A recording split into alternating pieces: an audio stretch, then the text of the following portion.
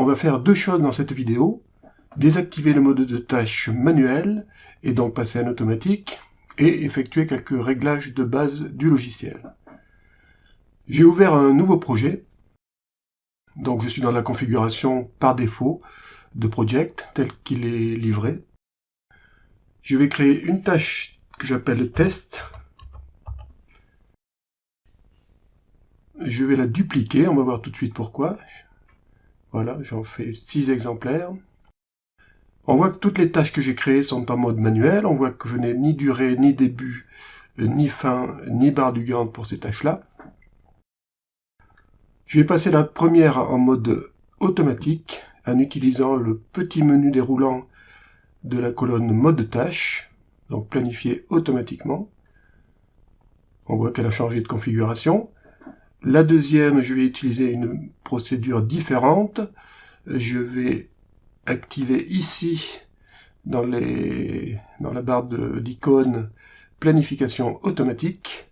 On voit que le résultat est le même. La troisième, je vais faire une procédure encore différente. Double-clic sur la tâche, onglet général, et je mets planifier automatiquement. Voilà, donc 3 fois, le résultat est le même. Si je voulais toutes les passer en mode automatique, je clique ici pour tout sélectionner et je mets icône planification automatique. Voilà. Sauf que si je crée une nouvelle tâche, je vais l'appeler test 2 par exemple, elle est en mode manuel. Donc autre procédure, j'ai ici en bas à gauche un menu déroulant qui me permet de dire que les prochaines tâches, enfin les futures tâches planifiées, seront en mode automatique. Alors ça ne vaut que pour les prochaines, donc pas pour celles que je viens de créer. Mais si je crée test 3 par exemple, elle est bien en mode automatique. Et si je la duplique, les autres sont en mode automatique. C'est très bien, mais cela ne vaut que pour le projet actif. Si je crée un nouveau projet, fichier, nouveau projet, je crée des tâches, elles sont en mode manuel. Donc je ne me suis toujours pas débarrassé définitivement de ce fameux mode manuel. La façon de s'en débarrasser, elle est extrêmement simple. Je vais dans Fichier, Options, Échéancier, Options de planification pour ce projet, et je dis surtout, tous les nouveaux projets seront planifiés automatiquement.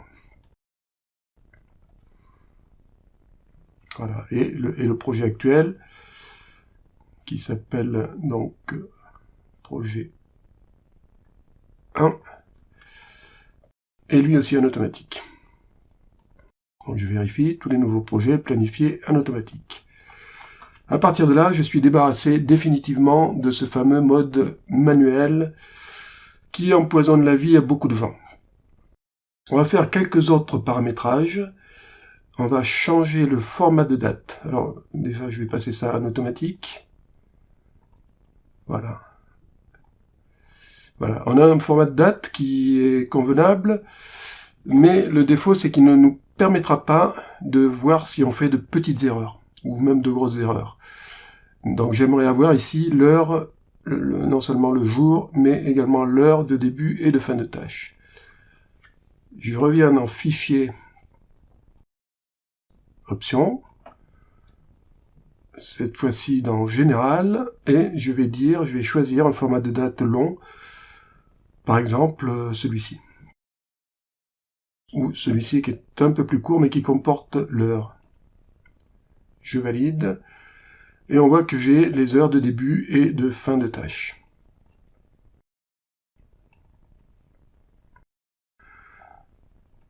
C'est la première chose qu'on voulait faire. Deuxième chose, je souhaiterais ici avoir dans la partie diagramme de Gantt, avoir un quadrillage. Clic droit, quadrillage, et je vais demander que les colonnes de niveau inférieur soient en pointillé et de couleur noire. Et pareil pour les colonnes de niveau intermédiaire.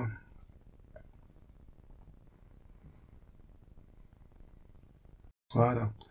Donc je me retrouve bien ici avec un quadrillage. Qu'est-ce que le niveau intermédiaire et le niveau inférieur? Ce sont simplement les niveaux d'échelle du diagramme de Gantt.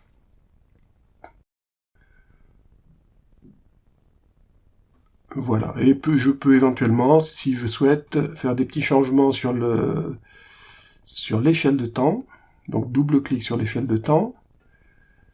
Je peux par exemple, sur l'échelle des semaines, changer le format d'affichage. Par exemple, je voudrais par exemple, ne pas avoir le millésime. Et puis, je souhaiterais que les périodes chômées, c'est-à-dire actuellement samedi et dimanche, apparaissent d'une couleur un peu plus visible.